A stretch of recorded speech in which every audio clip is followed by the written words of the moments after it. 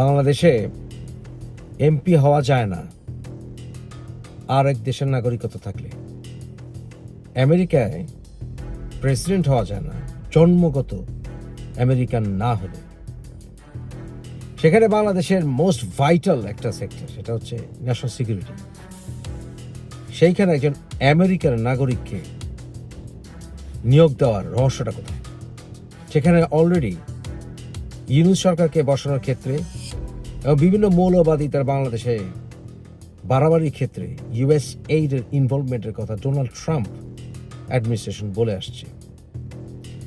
এমনকি ডিপ স্টেটের ক্ষেত্রে সিআইএ এবং ওয়েস্টার্ন বিভিন্ন সংস্থা কাজ করে যাচ্ছে বলে আমরা বিভিন্ন রকমের তথ্য পাচ্ছি।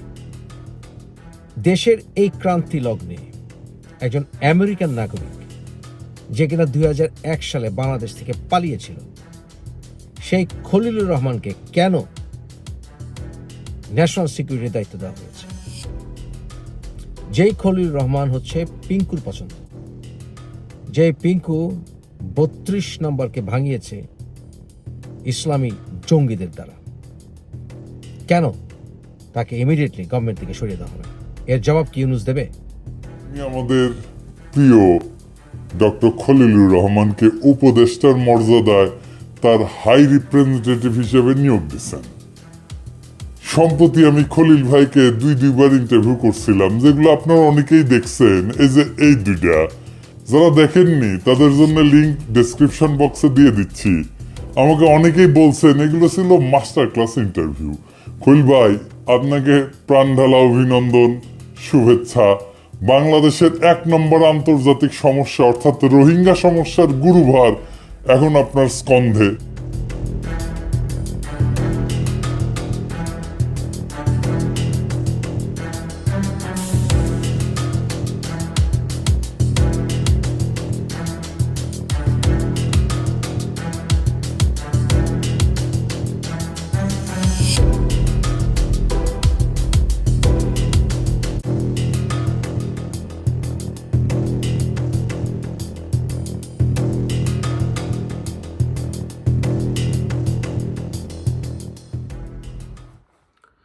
বর্তমান সরকারের ন্যাশনাল সিকিউরিটির অ্যাডভাইজার খলিলুর রহমান, উনি নিউ ইয়র্কে ছিলেন চাকরিরত।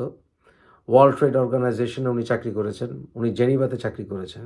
2001 সালের আগে উনি জেনিভাতে ছিলেন। জেনিভা থেকে ওনাকে লতিফুর রহমান উপদেষ্টার সহায়ক হিসাবে উনি নিয়ে এসেছিলেন। অর্থাৎ লতিফুর রহমান তখন মাত্র 3 মাসের কেয়ারটেকার গভর্নমেন্টের প্রধান ছিলেন এবং তার অধীনে উপদেষ্টা হিসেবে, লতিফুর রহমানের উপদেষ্টা হিসেবে নিয়োগপ্রাপ্ত হয়েছিলেন এই খলিলুর রহমান।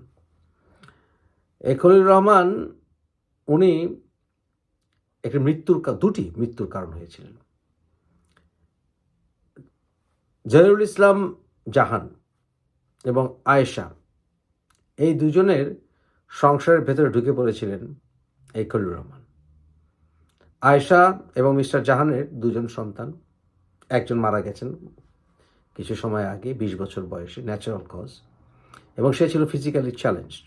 এবং আরেকজন সন্তান, এই 2জন তখন খুবই ছোট। এই খলিলুর রহমান তখন এই আয়েশার প্রেমে হাবুডুবু, তাদের ভিতরে ঘনিষ্ঠ সম্পর্ক, পরকীয়া প্রেম, এবং এই সংসারের নিরাপত্তা বিঘ্নিত হয়, শান্তি বিঘ্নিত হয়। এই জহিরুল ইসলাম এই ঘটনা জানার পর যে তার স্ত্রীকে নিউ ইয়র্কে একটি চাকরি দিয়ে পাঠানোর ব্যবস্থা করা হচ্ছে, সরকারি চাকরি ওখানে পাঠানো হচ্ছে, কারণ আয়েশা তখন সরকারি কর্মকর্তা ছিল। এই প্রসেসটি করছিল খলিলুর রহমান। খলিলুর রহমানের সাথে এই পরকীয়া সম্পর্ক জানতে পেরে সেই 2001-এর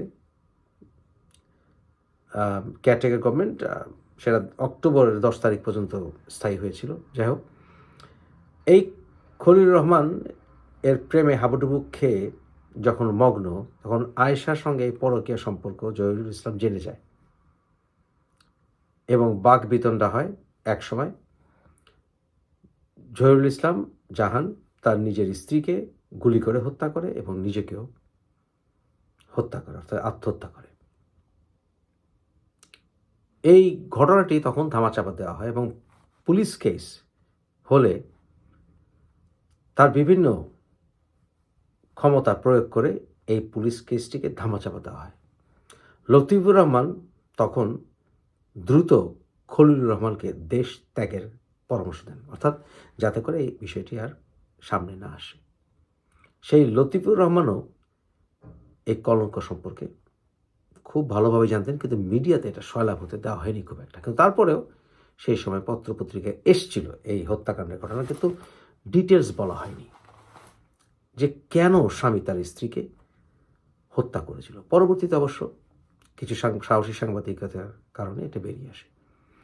তাহলে এমন একজন যে কিনা ওই যে বদমাস পিঙ্কুর ঘনিষ্ঠ, তাই না? পিঙ্কুর একটি রোল ছিল এই বদমাসকে এখানে বসানোর জন্য। তো যার হাতে একটি সংসার ধ্বংস হয়ে যায়, মৃত্যুর কারণ হয়, সে যখন ন্যাশনাল সিকিউরিটির অ্যাডভাইজার হয়, দেশে আপনি কিভাবে শান্তি আশা করেন? কিভাবে?